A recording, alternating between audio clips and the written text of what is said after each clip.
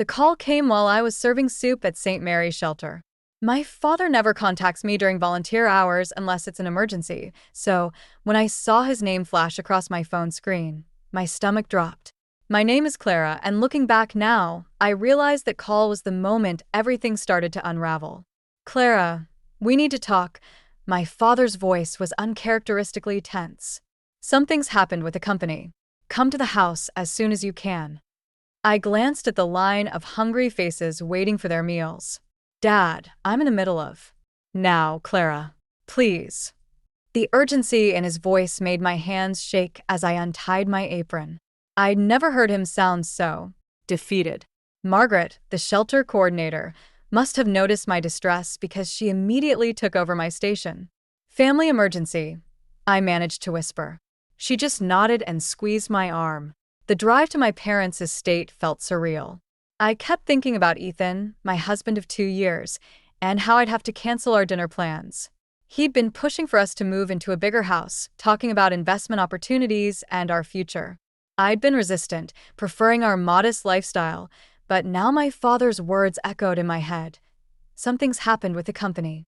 When I pulled up to the house, I noticed my mother's Mercedes was parked crookedly in the driveway, so unlike her usually perfect positioning. Through the front window, I could see her pacing, phone pressed to her ear. Inside, the tension was thick enough to choke on.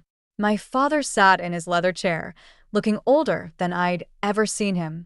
Papers were scattered across his usually immaculate desk. The board meeting this morning, he began, then stopped, running a hand through his silver hair. We're facing some serious financial difficulties, Clara.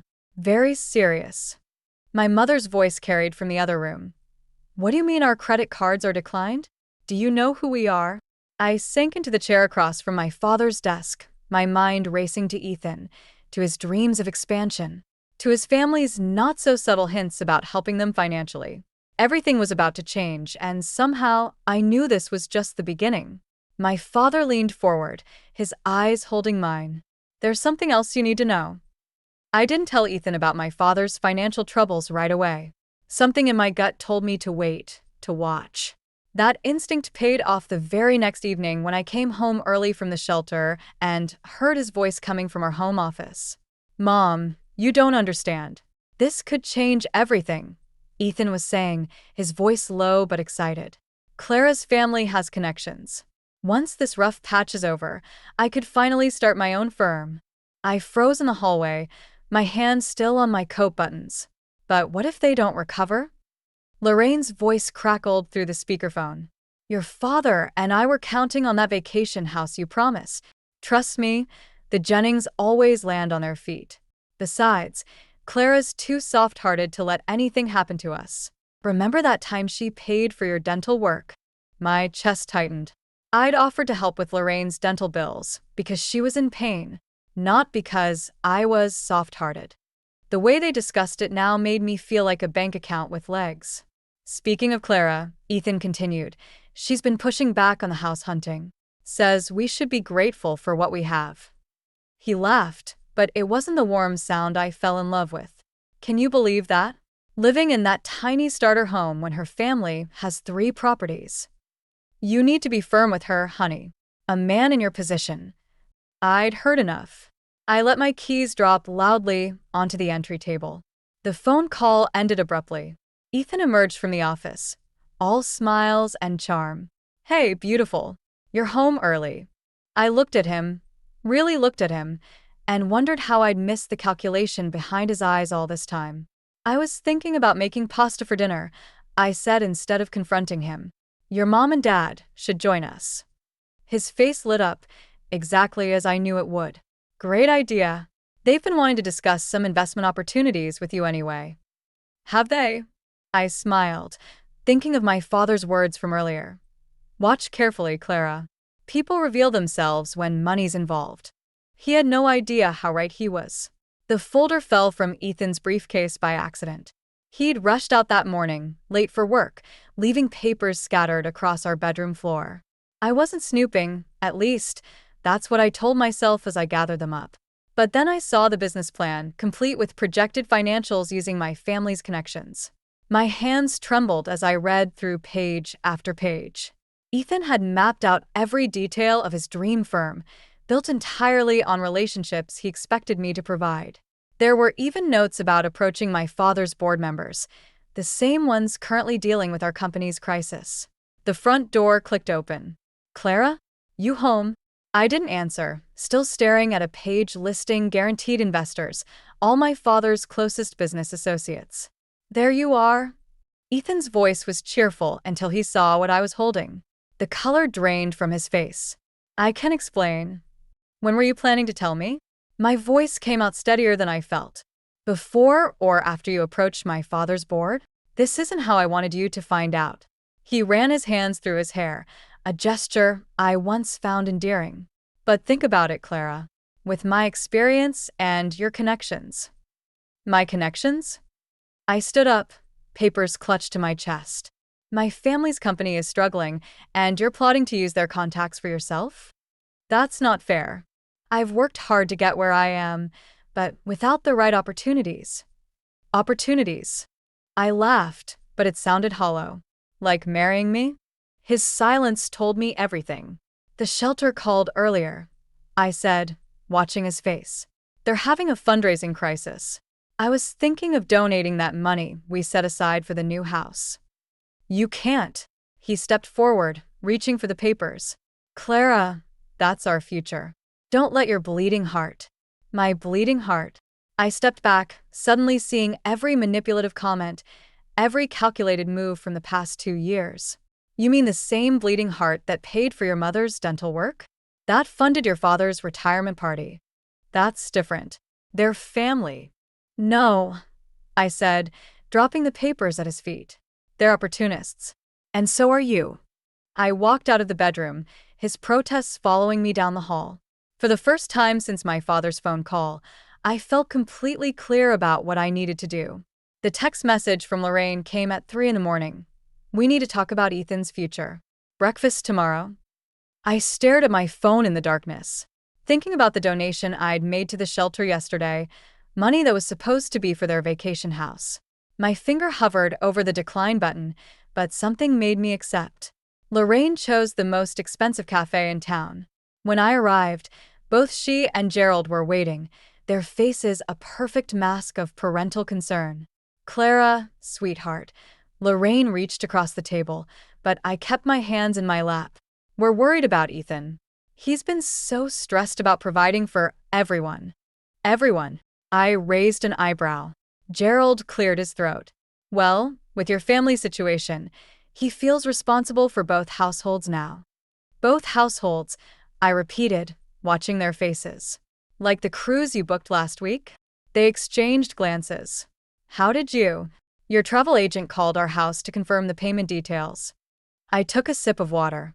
Interesting timing, considering my family's financial troubles. "Now, Clara," Gerald leaned forward, his voice dropping to a whisper. "We've all made sacrifices.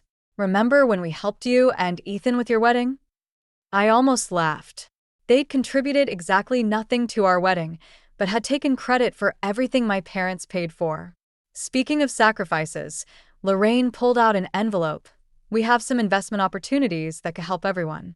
If you could just talk to your father's board members." "Stop." My voice was quiet but firm. "The answer is no. To the cruise, the investments, all of it." Lorraine's face hardened. "After everything we've done for you? This is how you treat family?" "Family?" I stood up, my chair scraping against the floor. "Family doesn't plot behind each other's backs. Family doesn't use people as ATMs." "You ungrateful." Gerald started, but I cut him off. "Check your bank accounts.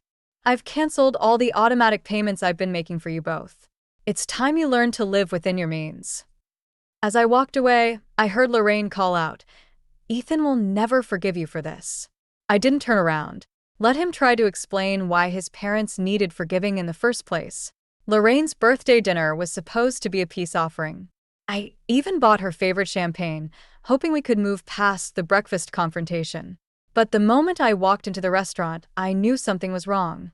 Ethan and his parents were huddled together, whispering, their faces serious until they spotted me. "Clara, darling." Lorraine's smile didn't reach her eyes.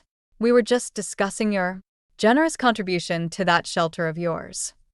I slid into my seat beside Ethan, who didn't even look at me.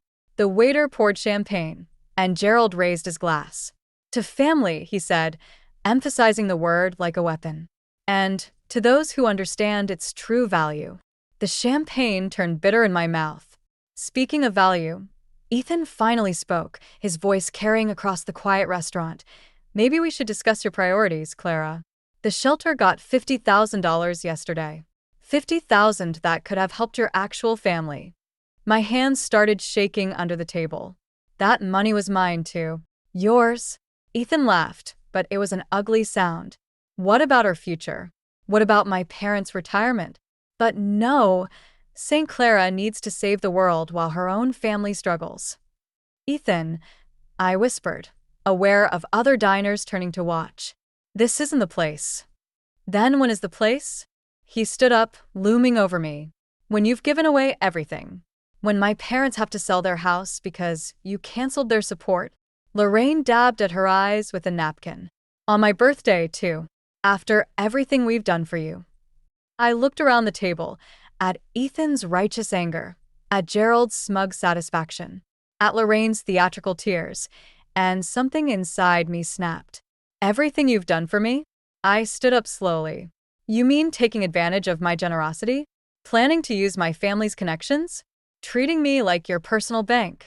Clara. Ethan reached for my arm, but I stepped back. Happy birthday, Lorraine, I said, my voice steady despite my racing heart. I got you something better than champagne. I got you the truth. You raised a manipulative son, and I'm done being his meal ticket. I walked out of the restaurant, leaving behind their shocked faces and my old life. In my car, my phone lit up with a message from my father. Ready to know the whole truth? My father's study looked different in the moonlight. Or maybe it was the scotch in his hand. He never drank before sunset. I sat across from him, still in my dinner dress, waiting for the truth he'd promised. The company isn't failing, he said finally, swirling the amber liquid. It never was. The words hit me like a physical blow. What? I orchestrated everything. The crisis, the board's panic, all of it. He set down his glass. I needed to know who would stand by us when things got difficult, particularly your husband. I thought about all the sleepless nights, the arguments with Ethan, the tears I'd shed over our supposed financial troubles. You tested us? I tested them, he corrected, and they failed spectacularly. Ethan's been meeting with our competitors, trying to leverage inside information for a position. His father's been approaching board members for investment schemes. My phone buzzed. Another message from Ethan. I turned it face down. Why didn't you just tell me? My voice cracked. Would you have believed me? He leaned forward. Clara, you've always seen the best in people. It's your greatest strength and your biggest weakness. So, you let me suffer instead? I stood up, anger rising. Let me think we were losing everything while you played puppet master? I let you see the truth for yourself. His voice remained calm. And now you have a choice to make. A choice. Tomorrow morning, I'm announcing the company's record profits. Ethan and his family will come crawling back, full of excuses and apologies. You can forgive them, maintain appearances, keep the peace. Or you can take control of your own story. I stared at my reflection in his office window, the perfect wife, the generous daughter-in-law, the bleeding heart who always saw the best in people. Behind me, I could see my father waiting, watching me choose. My phone buzzed again. This time it was Lorraine. We need to talk. Ethan's devastated. Please come home. Home. The word felt hollow now, like everything else I'd believed in. What would you do? I asked my father. His reflection smiled sadly. I already did it. The question is, are you ready to do the same? The morning news broke like a thunderclap. Jennings Corporation reports record profits. I watched from my father's office as Ethan burst through the door, divorce papers clutched in his hand. His parents trailed behind him, their faces a mix of panic and calculation. You manipulative bitch, he spat, throwing the papers onto the conference table. You let me think we were ruined. I stayed seated, feeling strangely calm. Interesting choice of words, considering you've been meeting with our competitors. His face paled. That's not true. I opened a folder, sliding photographs across the table. Here you are with Richardson Technologies last week. And here, discussing insider trading with Maxwell Corporation. Lorraine stepped forward, her voice honey-sweet. Clara, darling, surely we can work this out. We're family. Family? I stood slowly. Let's talk about family. Like the trust fund you tried to access last month? Or the loans you took out using my name? Gerald's face hardened. Now see here. No, you see here. I pressed a button on the intercom. Send them in, please. The door opened, revealing two SEC investigators. Ethan's swagger evaporated instantly. These gentlemen are very interested in your recent business meetings, I said quietly. Particularly the ones where you offered to sell company secrets. You can't prove anything, Ethan whispered, but his hands were shaking. I smiled, thinking of all the times I'd played the naive, trusting wife. Actually, I can. You see, my father taught me something valuable. Always protect yourself. Every meeting, every phone call, every investment opportunity you discussed, it's all documented. Clara, please. Lorraine was crying now. Real tears this time. Think about what this will do to us. I have. I walked to the door. I've thought about it as much as you thought about what you were doing to me. Wait, Ethan called out as I reached for the handle. What do you want? Money? Position? Name it. I turned back one last time, seeing them all clearly for the first time. The manipulator, the enablers, the frauds. I want nothing from you, I said. Except the truth. And now everyone's going to know it. I walked out, leaving them with the investigators and their crumbling schemes. Behind me, I heard Ethan start to sob. 6 months later, I'm sitting in a small cafe in Thailand, watching children play soccer in the street. The shelter I've been working with here just received enough funding to expand their education program, partly thanks to the settlement money from Ethan's insider trading case. Karma has a sense of humor, it seems. My phone buzzes with a news alert. Former Jennings Corp executive pleads guilty. I don't need to read it. I already know Ethan took a deal, probably throwing his father under the bus in the process. Some things never change. More tea? A familiar voice asks. I look up to see Alex, my childhood friend who now runs the shelter's international program. Who would have thought we'd reconnect halfway around the world? Thanks, I say, making space for him at my table. Did you see the funding came through? He nods, then hesitates. Your father called. Says Lorraine's been trying to reach you. Of course she has. I stir my tea, thinking of her last tearful voicemail. She wants me to help reduce Gerald's sentence. Says she'll lose everything. And I watch a little girl score a goal, her teammates cheering. You know what I realized? Sometimes losing everything is how you find yourself. Alex's hand brushes mine as he reaches for the sugar. We've been dancing around this connection for weeks, but neither of us is rushing. After Ethan, I've learned that real relationships grow from truth, not convenience. My phone buzzes again. This time it's my father. Proud of you, kiddo. Ready to come home yet? I smile, thinking of the shelter's expansion plans, of Alex's quiet support, of the life I'm building on my own terms. Home isn't where I thought it would be. Not yet, I type back. Still have some growing to do. A reply comes instantly. Take all the time you need. Some things are worth waiting for. I look up at Alex, who's watching the soccer game with genuine joy. He catches my eye and smiles, not the practiced charm of Ethan's world, but something real and warm. Want to walk down to the beach, he asks. I close my laptop, leaving behind the news of Ethan's plea deal and Lorraine's desperate messages. Yes, I say. I'd like that very much. Some endings are really beginnings in disguise.